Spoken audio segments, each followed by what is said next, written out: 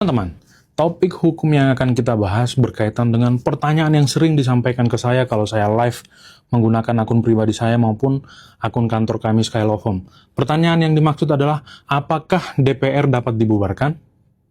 Ini pertanyaan yang menarik sekaligus menimbulkan kontroversi, bahkan mendapatkan respon yang beragam dari anggota DPR yang duduk di lembaga DPR. Nah, untuk menjawab pertanyaan ini, apakah DPR dapat dibubarkan? Sesuai dengan ketentuan yang ada saat ini, tentu kita harus merujuk kepada Undang-Undang Dasar Negara Republik Indonesia tahun 1945. Di dalam ketentuan Undang-Undang Dasar itu sebenarnya sudah diatur apakah DPR itu dapat dibubarkan atau tidak.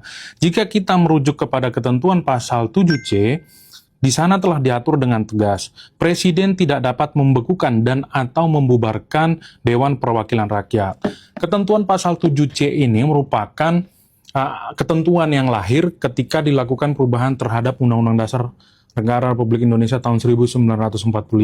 Ketentuan ini untuk mencegah terjadinya keadaan di mana pada masa lalu Presiden Gus Dur pada saat itu melakukan tindakan pembubaran terhadap DPR. Nah, untuk mencegah terjadinya kejadian yang serupa, maka diaturlah ketentuan dalam pasal 7C ini. Sehingga secara hukum, secara normatif, maka dapat kita sebutkan, dapat saya simpulkan bahwa untuk saat ini DPR tidak dapat dilakukan pembubaran.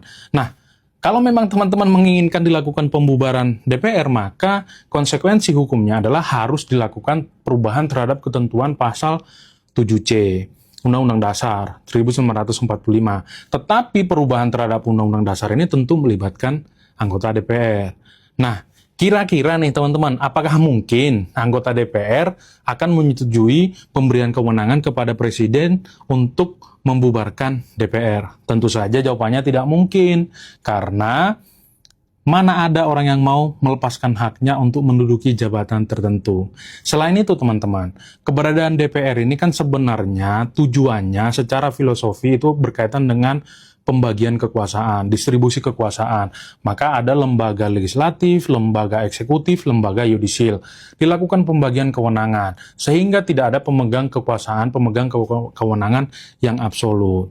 Dan teman-teman sekalian, keberadaan DPR ini sangat dibutuhkan untuk keberlangsungan Republik Indonesia, karena DPR memegang kewenangan check and balances terhadap pelaksanaan kewenangan pemerintah, bahkan lembaga yudisial. Keberadaan DPR juga sangat penting berkaitan dengan pembentukan peraturan perundang-undangan.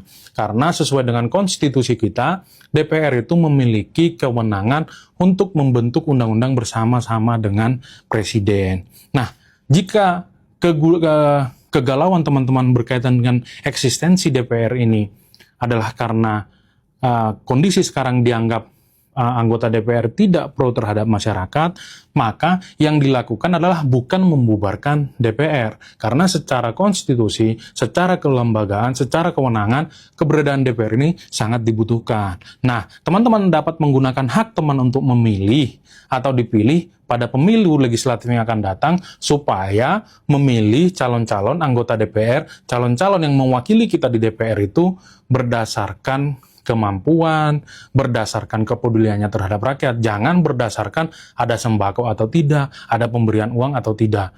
Sehingga nanti 5 tahun ke depan, anggota DPR yang menempati DPR itu betul-betul orang yang memenuhi standar untuk duduk di situ, betul-betul mewakili konstituennya dia, dan sesuai dengan kebutuhan masyarakat, baik kebutuhan hukum, kebutuhan ekonomi, dan kebutuhan lainnya. Jadi teman-teman sekalian, membubarkan DPR bukanlah solusi untuk menyelesaikan permasalahan yang ada di negara ini. Justru kita harus mendorong DPR itu betul-betul menjalankan fungsinya, menjalankan tugasnya untuk mengawasi pemerintah, untuk membentuk undang-undang bersama dengan Presiden.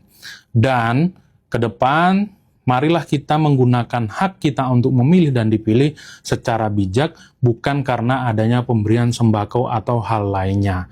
Sekian penjelasan dari saya, terima kasih dan sampai bertemu dalam edukasi hukum selanjutnya. Terima kasih.